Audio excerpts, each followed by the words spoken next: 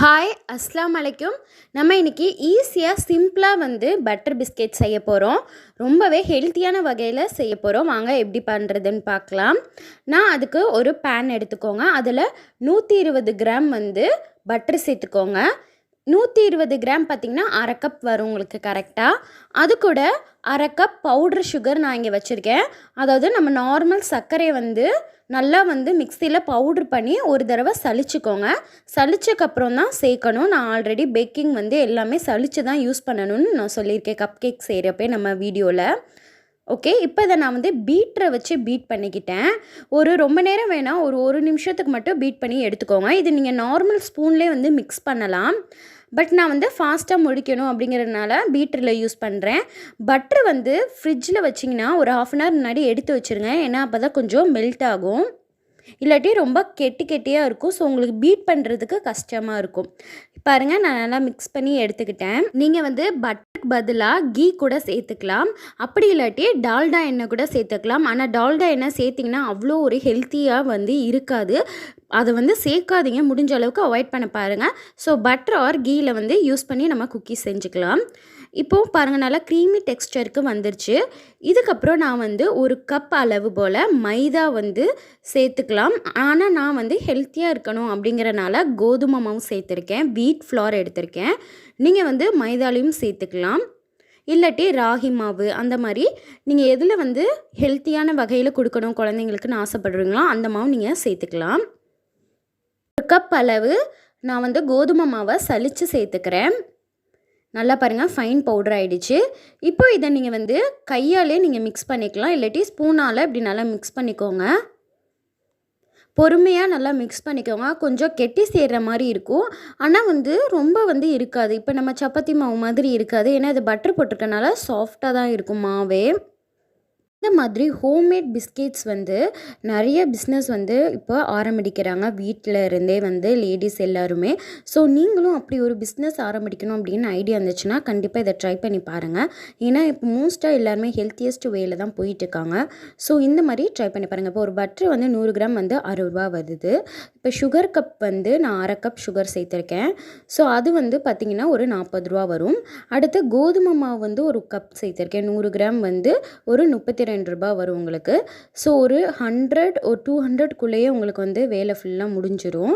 இப்போது நான் போட்டிருக்க குவான்டிட்டிக்கு எனக்கு ஒரு 14 பிஸ்கெட்ஸ் கிடச்சிச்சு. ஸோ நீங்கள் பார்த்துக்கோங்க. நம்ம இது எப்படி நம்ம ஈஸியஸ்ட் வேயாக எப்படி பிஸ்னஸில் கொண்டு போகலாம் அப்படிங்கிற ஒரு ஐடியா இருந்துச்சுன்னா கண்டிப்பாக இதை ட்ரை பண்ணி பாருங்கள். வீட்டிலே நீங்கள் ஈஸியாக சிம்பிளாக செஞ்சிடலாம். ஓவன்னே தேவையில்லை. நம்மளும் இன்றைக்கி ஓவன் இல்லாமல் தான் பண்ண போகிறோம். இப்போ நான் ஸ்பூனில் ஃபஸ்ட்டு நல்லா மிக்ஸ் பண்ணிவிட்டேன். மிக்ஸ் பண்ணிவிட்டு இப்போ கையில் சப்பாத்தி மாவு மாதிரி பிணைய போகிறேன். ஆனால் சப்பாத்தி மாவு ஹார்டாக இருக்கும். ஸோ அந்தளவுக்கு நம்ம ப்ரெஷர் கொடுத்து பிணைய தேவையில்லை. சும்மா லேசாக இப்படியே அமுக்கி எடுத்துக்கோங்க. ஒரு 2 நிமிஷத்துக்கு மட்டும் அப்படியே லேசாக அமுக்கிங்க. பார்த்தீங்களா, அந்த மாதிரி சாஃப்டாகிடும் அந்த மாவே. பட்டர் போட்டனால சூப்பராக இருக்கும். இப்போ நம்ம இட்லி பாத்திரத்தில் தான் செய்ய போகிறோம். ஃபஸ்ட்டு அடியில் நல்லா உப்பு கொட்டி வச்சுக்கோங்க. இந்த மாதிரி தூள் உப்பு நல்லா இப்படி பரப்பி கொட்டி மீடியம் ஃப்ளேம்லேயே, அதாவது சிம்லேயே ஒரு 5 நிமிஷத்துக்கு ப்ரீ ஹீட் பண்ணிக்கலாம். ஓகேவா, இங்கே பார்த்தீங்களா, தட்டு எதுவுமே வைக்காமல் சும்மா மூடி வச்சு மீடியம் ஃப்ளேம்லேயே சிம்லேயே வச்சு ஒரு 5 நிமிஷத்துக்கு ப்ரீ ஹீட் பண்ணி ரெடி பண்ணிக்கோங்க. இதே நீங்கள் கடாயில் பண்ணுறதுனாலும் அடியில் ஸ்டாண்ட் வச்சுக்கோங்க. ஸ்டாண்ட் வச்சு நம்ம ஃபஸ்ட்டு முன்னாடி ஒரு 5 மினிட்ஸ் ப்ரீ ஹீட் பண்ணிவிட்டு அதுக்கப்புறம் நம்ம சேர்த்துக்கலாம். இப்போ இது ப்ரீ ஹீட் ஆகட்டும். அதுக்குள்ளே நம்ம குக்கீஸை ரெடி பண்ணி வச்சிடலாம். நான் சைஸ் அளவுக்காக இந்த மாதிரி ஒரு ஸ்பூன், குழியான ஒரு ஸ்பூன் எடுத்துகிட்டு அதில் நம்மளோட மாவு ஃபில் பண்ணிக்கிறேன். ஏன்னா எல்லாமே ஒரு ஈவன் சைஸாக இருக்கிறதுக்காக நான் இப்படி ரெடி பண்ணிக்கிறேன். சப்போஸ் நீங்கள் இப்போ பிஸ்னஸ் எதுவும் ஆரம்பிக்கிறீங்க அப்படின்னா இது உங்களுக்கு யூஸ்ஃபுல்லாக இருக்கும். ஏன்னா எல்லாமே ஒரே சைஸில் போட்டால் தான் உங்களுக்கும் லாபம் கிடைக்கும். ஸோ அந்த மாதிரி டைமில் இந்த மாதிரி போட்டு ரவுண்டாக வச்சுக்கோங்க. அதுக்கப்புறம் நம்ம கையில் போட்டு இப்படி உருட்டிக்கோங்க. நல்லா ஒரு மாதிரி பால் பதத்துக்கு அதை உருட்டிக்கோங்க. உருட்டி நீங்கள் என்ன ஷேப்னாலும் எடுத்துக்கலாம். ரவுண்டு, ஸ்கொயரு, அந்த மாதிரி என்ன ஷேப்லனாலும் நீங்கள் உருட்டி எடுத்துக்கோங்க. இப்போது இந்த மாவுலே நீங்கள் நட்ஸ் கூட நீங்கள் ஆட் பண்ணிக்கலாம். இல்லாட்டி டாப்பிங்ஸ் மாதிரி மேலே கூட ஆட் பண்ணிக்கலாம். இந்த மாதிரி பாருங்கள், ரவுண்டாக கையில் தட்டிக்கோங்க. கையில் ஃபஸ்ட்டு பட்டர் இல்லாட்டி நெய் அப்ளை பண்ணிக்கோங்க. அப்போ தான் உங்களுக்கு ஒட்டாமல் வரும். இல்லாட்டி எண்ணெய் கூட அப்ளை பண்ணிக்கோங்க. இப்போ நான் வந்து ரவுண்ட் ஷேப்ல எடுத்து கொஞ்சம் நடுவுல லைட்டா ஜென்டிலா பிரஸ் பண்ணிக்கோங்க. கொஞ்சம் அது பெருசாகிறதுக்காக. இப்போ இதில நீங்க டிசைன் ஆட் பண்ணணும்னாலும் பண்ணிக்கலாம். நான் ஃபர்ஸ்ட்டு ஃபோர்க் ஸ்பூன்ல வச்சு நான் டிசைன் போட்டு பார்த்தேன். அது ஒழுங்காவே வரல. இங்க பாருங்க. அப்படியே வருது. சரி சைடா போடுவோன்னு பார்த்தா அப்படியும் ஒழுங்காவே வரல. சரி எதுக்குடா இந்த வம்புன்னு சொல்லிட்டு நான் கத்தியாலே யூஸ் பண்ணி சும்மா இப்படி கோடு கோடா போட்டு டிசைன் மாரி போட்டு எடுத்துக்கிட்டேன். இப்போது இந்த டிசைனுக்கு மேலே வந்து நீங்கள் கொஞ்சமாக ஜீனி கூட தூவி விடலாம். அந்த லிட்டில் ஹார்ட்ஸ்லாம் இருக்கும்ல அந்த மாதிரி. இப்போ நம்மளுக்கு வந்து ப்ரீ ஹீட் ஆயிடுச்சு. ஸோ எடுத்து நம்ம தட்டு வந்து வச்சிடலாம். அடியில் நான் ஒரு தட்டு வைக்கலைங்க, மேலே மட்டும்தான் வச்சுருக்கேன். இப்போ அந்த இட்லி குழியில் வந்து கிரீஸ்க்காக நான் வந்து பட்டர் சேர்த்துருக்கேன். சும்மா லைட்டாக அப்படி எடுத்து அப்ளை பண்ணிக்கோங்க ஓவர் ஃபுல்லாக அந்த குழியிலலாம்.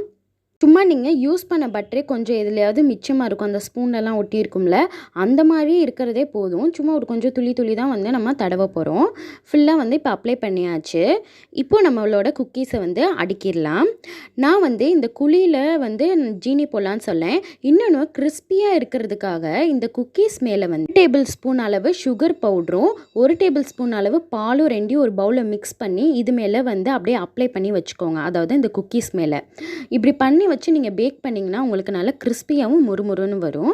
ஸோ அந்த மாதிரி ஒரு தடவை கூட ட்ரை பண்ணி பாருங்கள். இப்போ நான் மூடி வச்சுட்டேன். இதுக்கு மேலே நீங்கள் நட்ஸ் கூட ஆட் பண்ணி போட்டுக்கலாம். இல்லாட்டி கோகோனட்டை வந்து கிரேட் பண்ணி துருவின தேங்காய் அந்த மாதிரி போட்டிங்கன்னா தேங்காய் குக்கீஸ் ஆகிடும். கோகோனட் பர்ஃபி அந்த மாதிரி சொல்லுவோம்ல அந்த மாதிரி. இப்போ பாருங்கள், நான் நல்லா வந்து குக் பண்ணி எடுத்துக்கிட்டேன். ஜஸ்ட்டு 10 மினிட்ஸ் ஃபஸ்ட்டு வந்து பார்த்துக்கோங்க. அந்த ஓரங்களில் வந்து லைட் ப்ரௌனாக, அடியில் வந்து லைட் ப்ரௌனாக ஆயிடுச்சுன்னா அடுப்பை ஆஃப் பண்ணிவிட்டு ஆனால் மூடி வச்சுட்டு வந்துடுங்க. கம்ப்ளீட்டாக ஆறுனக்கப்புறம் தான் எடுக்கணும். அதுக்கு முன்னாடி எடுத்திங்கன்னா கண்டிப்பாக உடஞ்சிடும். ஆற ஆற தான் அது நல்லா கிறிஸ்பியாகவும் ஹார்டாகவும் இருக்கும். எனக்கு வந்து ஒரு 12 மினிட்ஸ் ஆச்சு.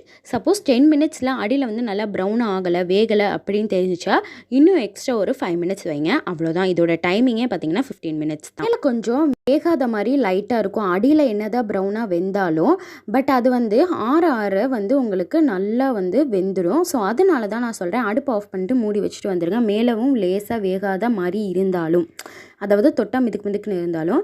இங்கே பார்த்தீங்களா என்னோடய குக்கீஸ் வந்து அழகாக சூப்பராக ரெடி ஆகிடுச்சு. நான் இதை வந்து ஒரு ஏர்டைட் கண்டெய்னரில் போட்டு வச்சுக்கிட்டேன். இங்கே பாருங்கள், பாதியாக உடச்சி சாப்பிட்டேன். ஸோ உள்ளேயும் நல்லா நம்மளுக்கு கிறிஸ்பியாக வெந்து. தேங்க்ஸ் ஃபார் வாட்சிங்.